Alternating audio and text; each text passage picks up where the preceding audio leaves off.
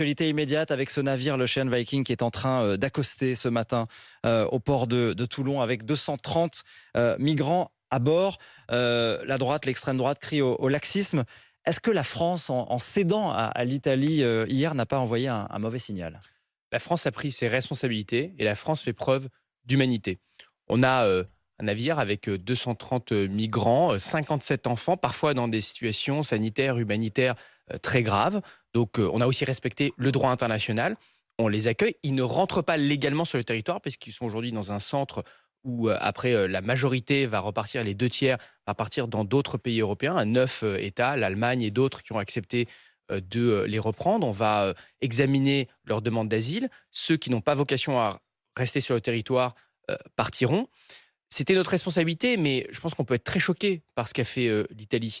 Sur le plan humain, bien sûr, quand un navire est à vos frontières, vers votre littoral, vous avez une responsabilité de les accueillir. Et je dirais qu'aussi, c'est un manque à la solidarité européenne, puisqu'on a décidé lors de la présidence française de l'Union européenne, de mettre en place un mécanisme de répartition, de partage du fardeau sur la question des migrants. Mais qui n'est pas respecté aujourd'hui. Ça fait des années qu'on en débattait. Il y a eu 90 000 arrivées sur les côtes italiennes depuis le début de l'année. La France et l'Allemagne, qui s'étaient engagées à en prendre 8 000, en ont pris 117. La France, je crois, 38. Mais là, Est-ce justement, que les Italiens n'ont pas raison à un moment de dire stop, il faut aussi que les Français prennent leur part? on devait en accueillir 3 500.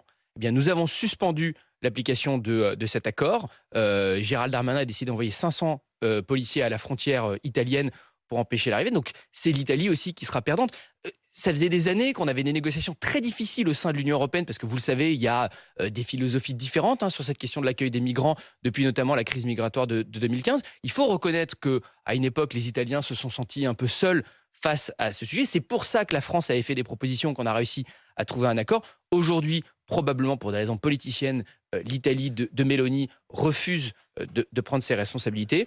Mais voilà, la France Elle a s'est gagné engagée pour l'humanité. Elle vient de prendre le pouvoir, c'est l'extrême droite en Italie. C'est le premier bras de fer.